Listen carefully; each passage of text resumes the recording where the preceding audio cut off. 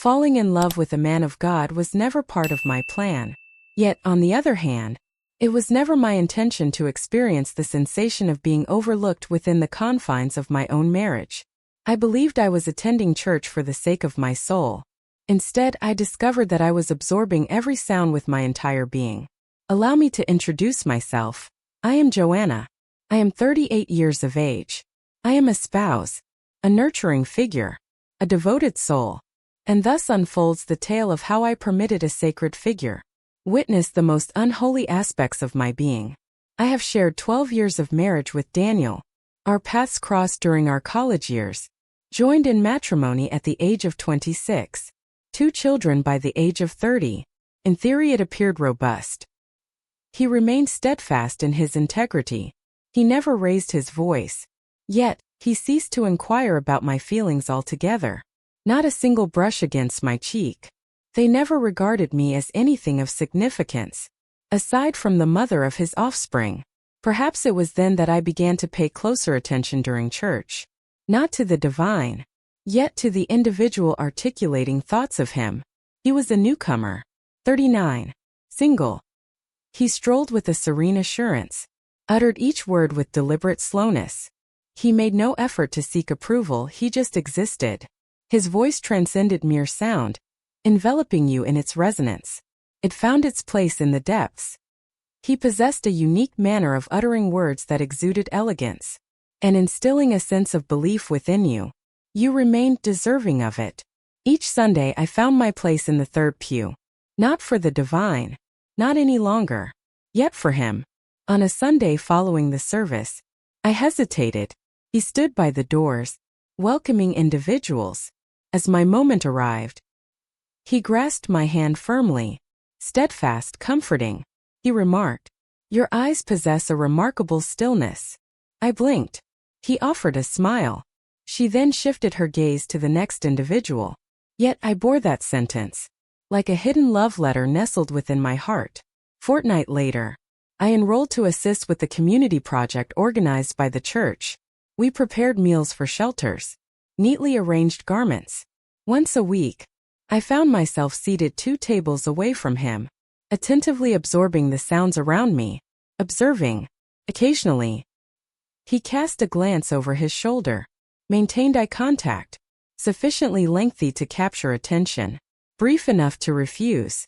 As dusk settled, I lingered behind to tidy up the space. He was present. Together, we strolled down the hallway toward the parking lot. The sound of our footsteps reverberated through the silence. The atmosphere hung heavy. Then he spoke.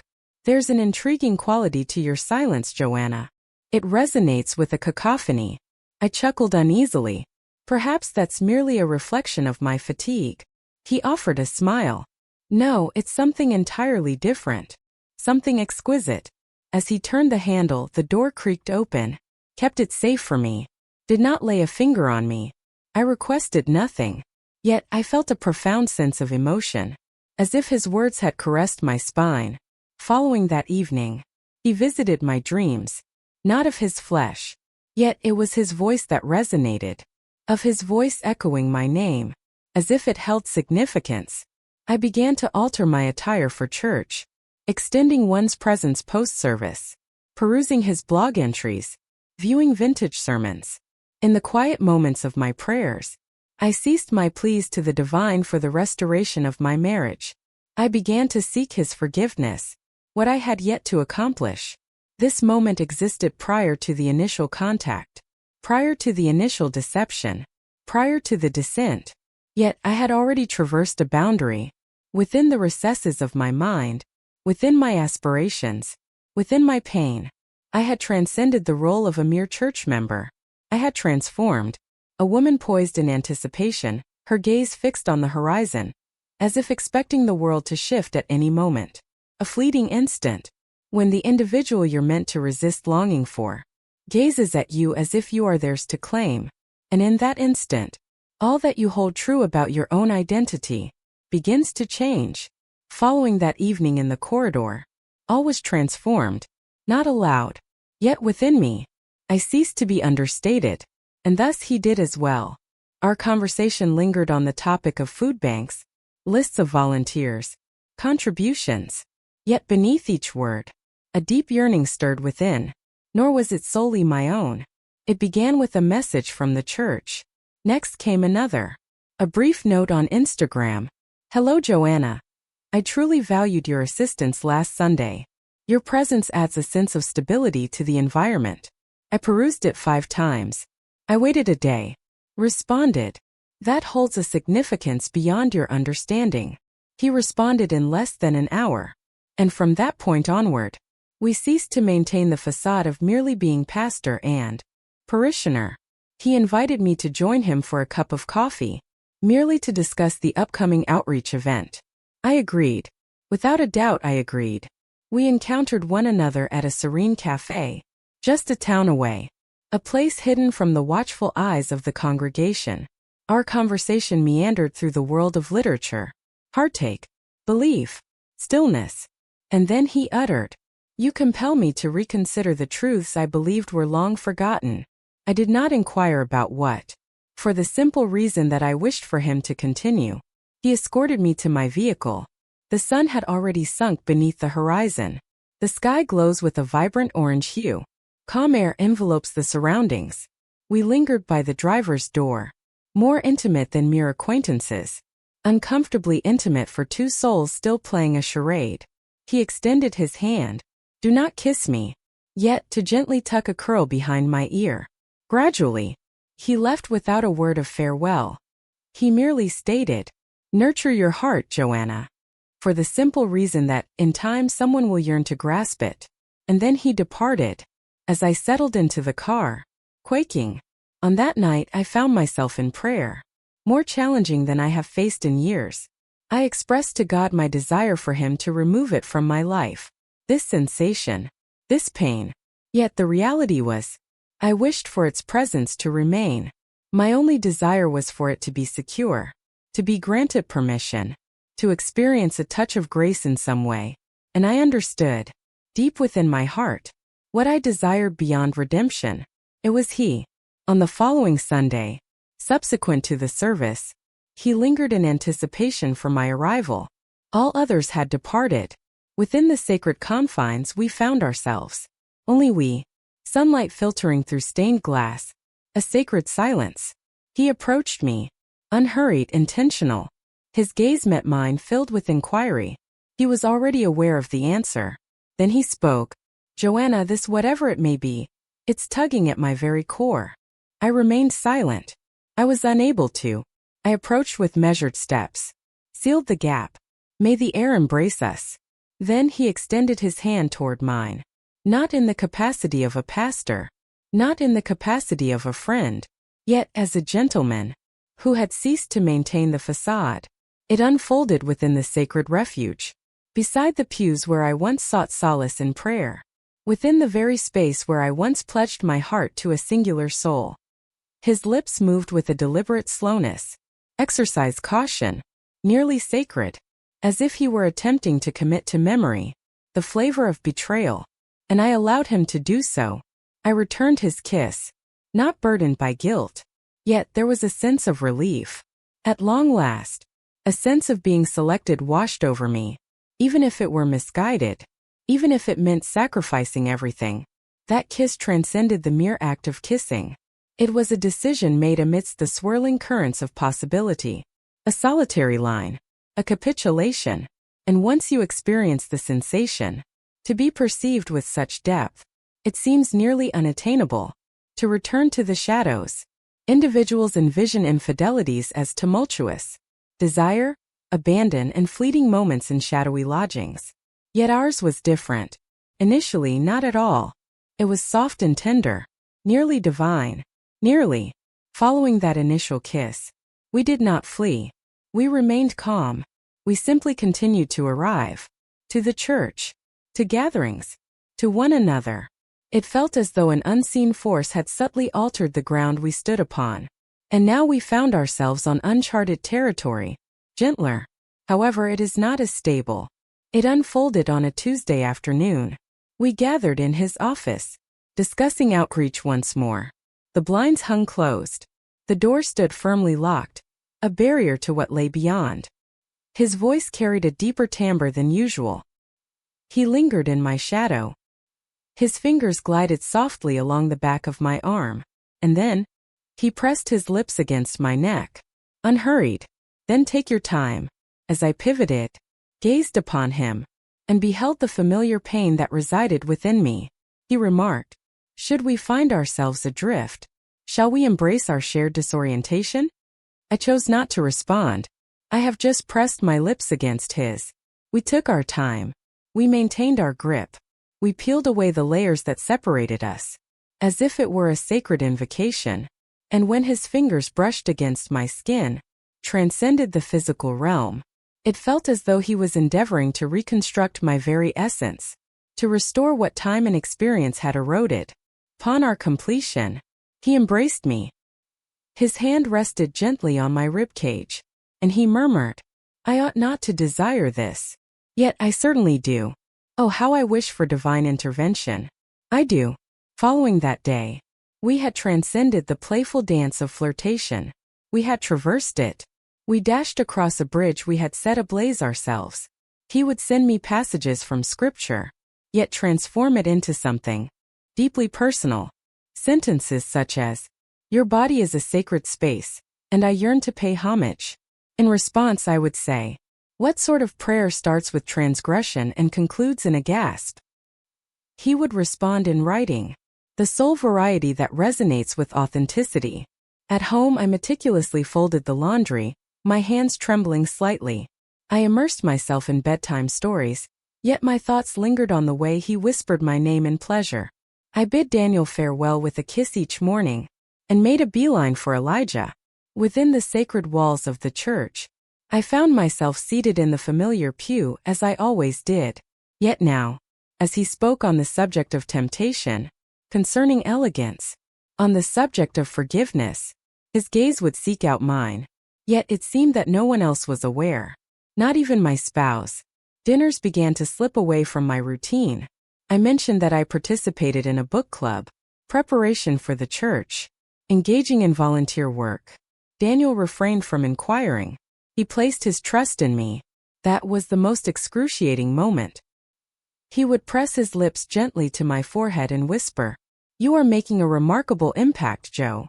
With each utterance of those words, I found myself loathing my existence just a bit more. It evolved into a cadence. A new existence unfolds, as if gliding through the layers of self. Joanna the spouse, Joanna the matriarch, and Joanna the enigma. Elijah and I never uttered the word love. We refrained from taking that step. Yet, in the manner he would draw a cross upon my shoulder following our intimacy, as he softly murmured "forgive me" against my lips, it existed in that moment. Contorted, exquisite, curse it all. We believed we could maintain a division between the two, divine and hidden. Yet, desire does not remain silent for eternity. As we descended further, the more the world around us started to take notice. Our stakes extended far beyond the boundaries of our marriages. We were on the brink of unraveling. A whole assembly of believers. Each secret resonates with its own unique sound. It begins as a soft murmur, within the confines of your mind. Then it shifts, into fleeting glances, into the quietude, within realms where truth seeks to exhale. Before long, the world starts to listen as well. Initially it was understated, a flicker of uncertainty in the curve of a smile, a silent usher devoid of a morning greeting, a lady seated in the pew behind me, who ceased to embrace me following the service. Individuals were not lacking in intelligence, not within the confines of small churches. They sensed when something felt amiss. Proof was unnecessary for them. They possessed an innate sense. On that particular Sunday, Elijah stood at the pulpit, his collar immaculate. His voice remained unwavering. Yet I was aware of the quiver that lay beneath it. His manner of skipping a passage was quite remarkable. His deliberate evasion of my gaze, upon searching for them, then recalling that he was unable to. He spoke of absolution, of allure, of truth serving as a unique form of salvation. It seemed as though his words were directed solely at me. Perhaps he truly was. I attended the women's group on Tuesday night. To merge seamlessly, to be perceived as ordinary, as devoted. Yet I sensed it. Sarah's words hung in the air, a delicate echo that refused to fade. Certain individuals believe they transcend the word, merely because they have made contact with the preacher instead. No eyes turned in my direction, yet all did. A chuckle escaped my lips. Gently, I took my leave a bit earlier than expected. I made my way to Elijah. She conveyed to him her words. He remained silent. He simply brushed his hand across his face, then spoke. We can no longer maintain this facade, Joe. He didn't intend to reveal his secrets. He intended to bring it to a close. I gazed at him. The heart is already shattering. You claimed we were united in this. He inclined his head in acknowledgement. I expressed that my reverence for God surpassed my love for myself. I murmured, Am I to be considered a sin? No, he uttered, his voice trembling. You reflected the essence of those around you, and I loathed the reflection it cast before me. Our paths diverged and we ceased to meet. For a fortnight, I returned to the role of a wife, a mother, a devout soul, lips sealed and garments pristine. Yet whenever I shut my eyes, I beheld his hands, his lips, his quivering supplications following our encounter. I loathed him for distancing himself, and I loathed myself for still yearning for him. It found its way into our mailbox. Written, not signed. The woman you believe your wife to be is not who she truly is. It was Daniel who delivered it to me, gripped it as though it were a serpent. Are you aware of what this pertains to? I was not truthful. Once more, he remarked. Perhaps it's someone envious from the women's circle. He placed his trust in me, or desired to. Yet it marked the inaugural occasion. In his eyes I beheld a flicker of fear, not about losing me, yet, in the pursuit of uncovering my true self. On that particular evening, I confined myself within the sanctuary of the bathroom, gazed intently at my reflection, the skin I once adored, the lips that once brushed against his. I murmured softly, I do not embody this woman, then came to a halt, and spoke once more. Yet I am. For once you shatter a commitment of such magnitude, one does not return to their former self. Within the remnants of what once was, you find your existence, or you flee from it. And I grew weary of the chase. We believed we could conceal it. In the shadow of the divine, beyond the veil of good intentions, beyond the words of sermons and the pages of scriptures. Yet sin, regardless of how gently it commences, desires recognition. This moment, it permeated the very air around us. Not every tumble is accompanied by a cry. They resonate with quietude. They embody a sense of tranquility. As all that lies below you crumbles, as the truth emerged, it remained intact, flowed in, like liquid seeping through fissures, until the very foundation had vanished, and I found myself with nowhere left to stand. It was following a Wednesday service. Daniel stood patiently by the car, awaiting my arrival. The children had already returned home. He extended his phone towards her. An image captured from the screen. Elijah's name resonates with significance. A note, not overt, yet that is sufficient. I found myself lost in thoughts of you beneath that ethereal white dress last Sunday. He refrained from raising his voice. He refrained from inquiring. He merely stated, For how long? Proclaimed, Nearly a year. And then I lingered, anticipating the world's inevitable unraveling. For 2 whole days, he remained silent towards me. We shared the same roof for the night, shared a meal at the same table, raised the same children. Yet we existed as phantoms, dwelling within the remnants of a shattered vow. At last, when his voice broke the silence, it was this: I am unaware of your identity. Then I spoke. I don't either. For the simple reason that it was indeed true. A statement was issued by the church. Pastor Elijah James will be stepping away indefinitely due to personal matters. Soft murmurs floated through the air. A handful of individuals departed from the congregation. There were those who stood by him. Some cast their judgment upon him. He failed to reach out to me. Never. Perhaps that was the most painful aspect. Not the burden of guilt. Not the embarrassment. Yet the stillness. From the man for whom I had sacrificed everything. Daniel requested that I take my leave. Silence, please. There shall be no disputes regarding dishes or the celebration of holidays. Simply, this place no longer feels like home. I have taken up residence in a one-bedroom apartment. Half of my wardrobe. Half of the furnishings.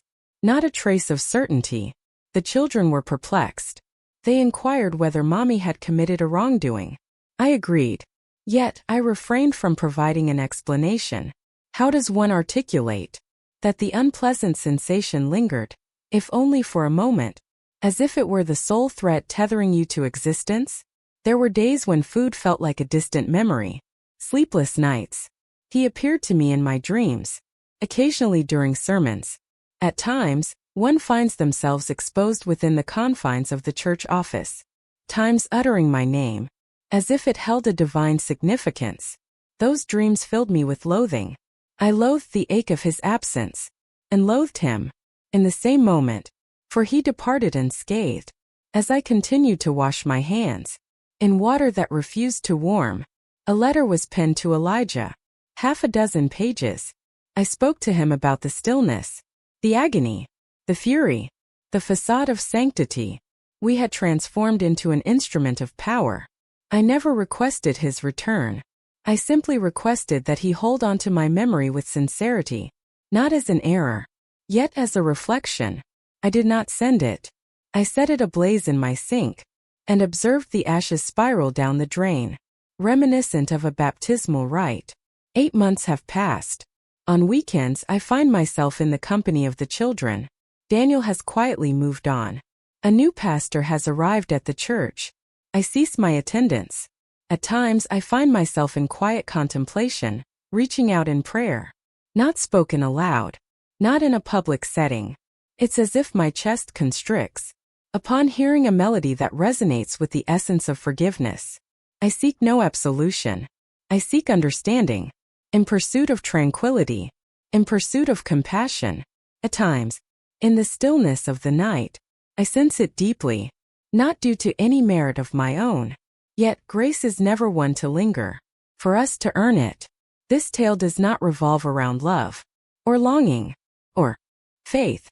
It is a tale of losing oneself for just a moment, to be observed by another, and forfeiting it all, within the journey.